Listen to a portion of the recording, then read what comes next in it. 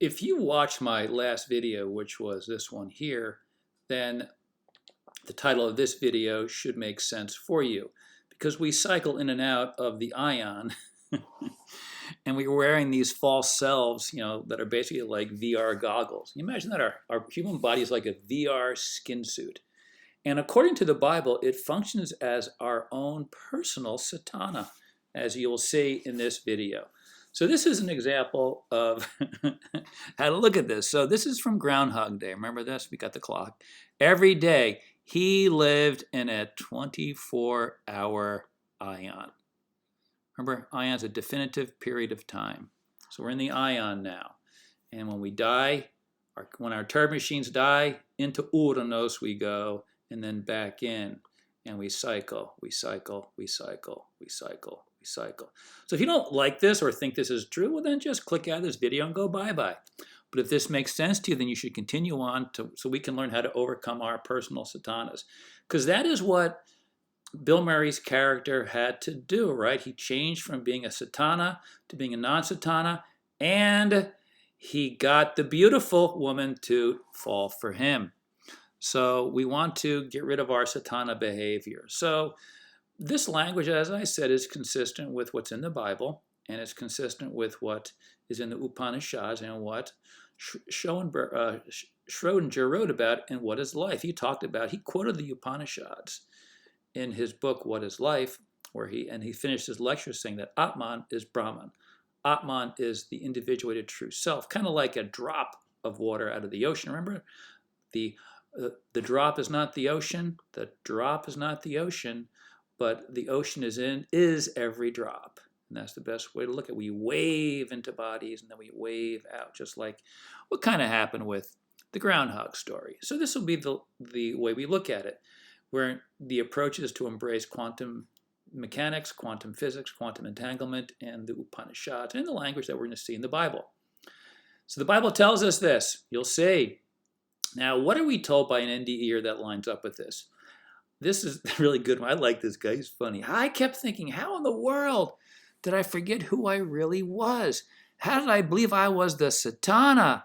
I can't believe I was my adversary. I believed I was this adversary dude, all his worries and false beliefs. The poverty, as Jesus said in the Gospel of Thomas. The false self, as I referred to it, and the Satana, as we see in the Bible. So this is what an NDEer says. How did I forget who I was and not this crazy mind-body complex? So what NDEers, particularly the ones who behave badly, like this guy didn't behave badly, but many have behaved badly. They have an NDE, they come back and they're freaked out and they become immediately sattvic and embrace ahimsa, nonviolence, and they come under the yoke massively. They change their lives, they get divorces, they quit their jobs, they change their friends, they become volunteers, they give all their money away to make up for behaving like a Satana before they had their near-death experience. Now, this guy didn't, and many others didn't, but many do. Many do. So if you just go into Google and put in, do the ways of the flesh correspond to the way of Satan? Or the acts of the flesh, I said the ways. And look what we're told. Yes, the ways of the flesh are often seen as corresponding to the way of Satan. Yes. This is our Satana, the mind-body complex. The false self is our adversary. And I'll show you how to look at this really from a really cool perspective of psychology at the end of this video as we go through it. Okay, so unfortunately, this is what Christians believe, right? They think that there's this actual demon floating around that's kind of getting them to overeat. No. There's no Satan telling you to overeat. It's your Satana that likes to eat, that makes you overeat, that makes you gamble, that makes you look outside your marriage. Not Satan outside of you. Your own individual adversary that you're animating currently is the dilemma that we all must overcome. Now, this is difficult to do because of the Ash conformity and Milgram obedience that people who believe in religion and politics suffer from. So we should really look at our bodies as basically large biological false self goggles that trick us into thinking that we are the false self rather than the true. So what does it tell us in the Bible about the false self being absolutely Satana, the adversary? Here it is. The acts of the flesh are many, are obvious. So the flesh, the false self, the Satana, So physical desires, psycho beliefs, hatred, jealousy, horrible emotions, drunkenness, orgies, and the like. There's more. The evil ways of the Satana never end. Never end. It's like from the impossible dream to beat the unbeatable foe. You got to do everything you can to stop the Satana from behaving badly. But this is what we're told. And we're told the ways of the true self. The true self in Galatians 5 is what? Love, joy, peace, forbearance, primarily self-control, self-control. No gentleness, no abusive children, no dropping bombs on innocents like we are currently doing. Right? So the true self would not let any of that happen at all, at all. So we are told in Galatians, without the words being there, that in order to overcome the flesh, we must do what Jesus said in Matthew. Matthew is really good for all this stuff. You can see all of these. He said, the biggie is this one here, unless you become like a child again, you will never, ever, ever be free of your turd machine and get to the kingdom of heaven. So are we our own worst adversary in life? Everyone knows, I'm my own worst enemy, right?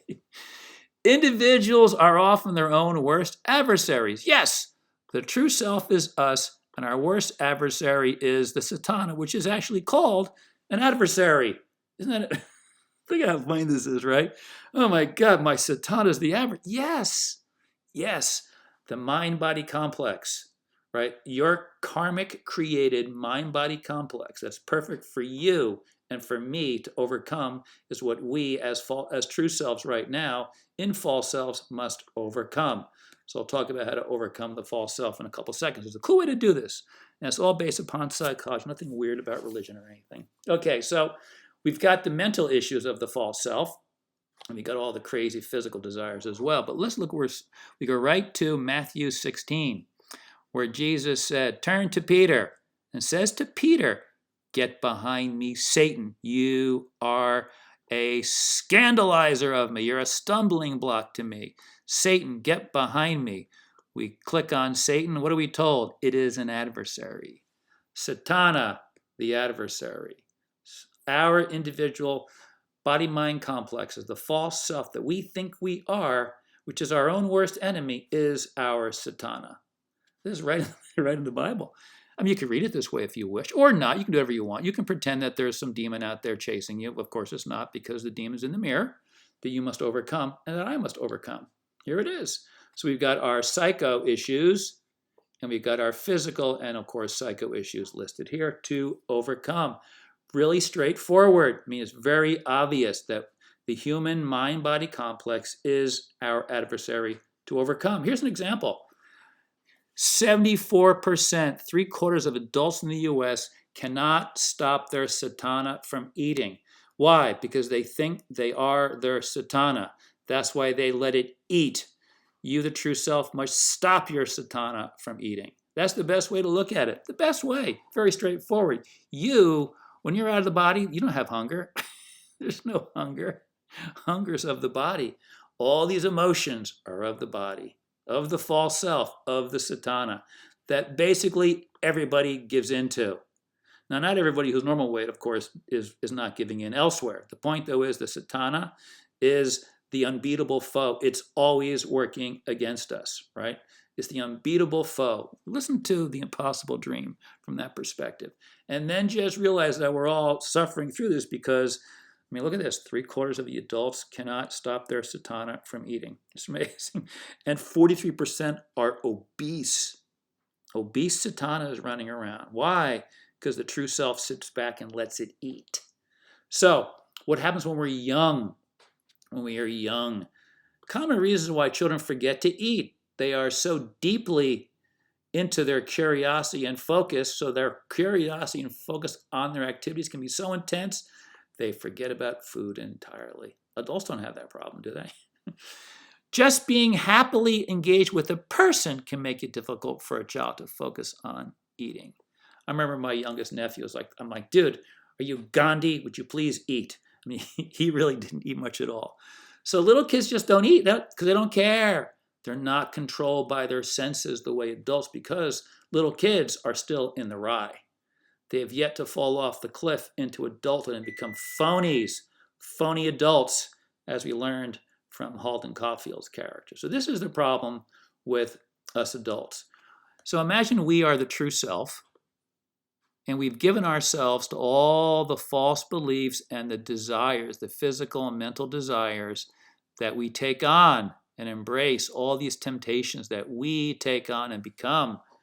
So if we take on all this with food, religion, politics, power, we can't stop eating, doesn't it make sense that you would actually think something this stupid, as if one of these two Satanas is actually on your side? Absolutely not. No friend of Epstein is going to reduce the Satana taking place in the world, because these guys are the most aggressive embracers of their Satana. So then we have the religious believers who are embracing Satana. Now in Matthew it says, do not pray in the streets, do not pray in public. Don't show your faith or whatever language you want to use in public. What do? They can't stop themselves. And when you pray, do not be like the hypocrites, for they love to pray standing in the synagogues and on the street corners to be seen by others. Here they are. They love it. None of this has anything to do with what we're told by Jesus in terms of the beautiful language that we have in the Bible that Thomas Jefferson and Thomas Paine both loved.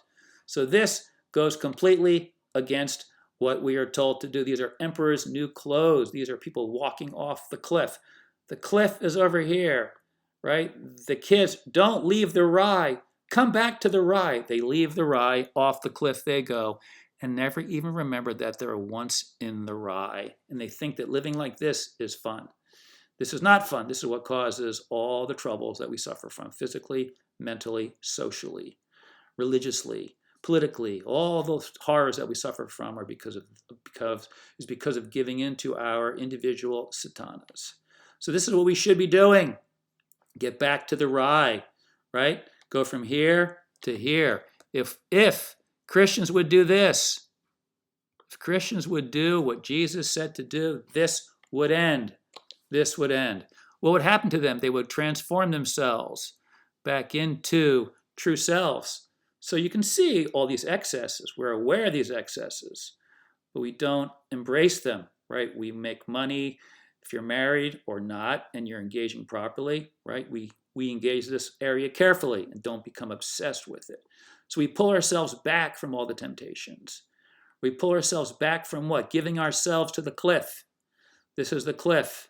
Look what has happened. We've given ourselves to the cliff, and we are no longer pure pan. Remember that from watch Hook, and remember what Robin Williams' character had. He had to remember that he was the pan, right? He remember he was the pan.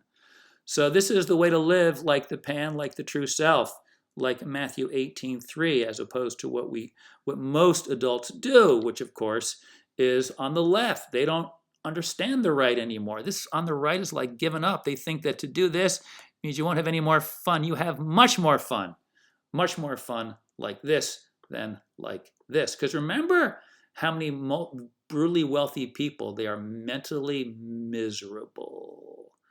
They've given themselves to falling off the cliff. So you want to get back to the rye. Hang out with Halden on the cliff. So this is the problem. This is the goal. Get away from this. Now, how do we get here? We have to figure out what it is about our individual satanas that caused us to fall off the cliff into temptation, into phoniness of adulthood, to leave the rye. What's the best way to do that? I think this is the best way. These are free tests that you can do.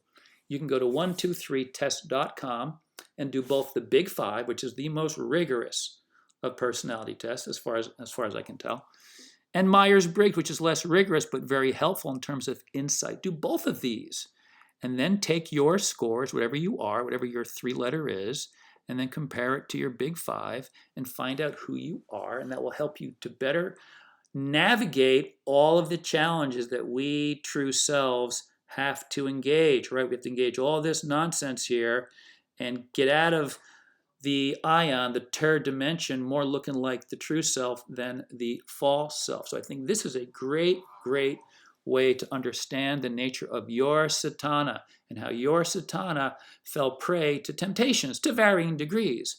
And certainly if you do this for yourself, you'll be able to share this with others and give them a foot up on dealing with, well, the problems of life that we all deal with.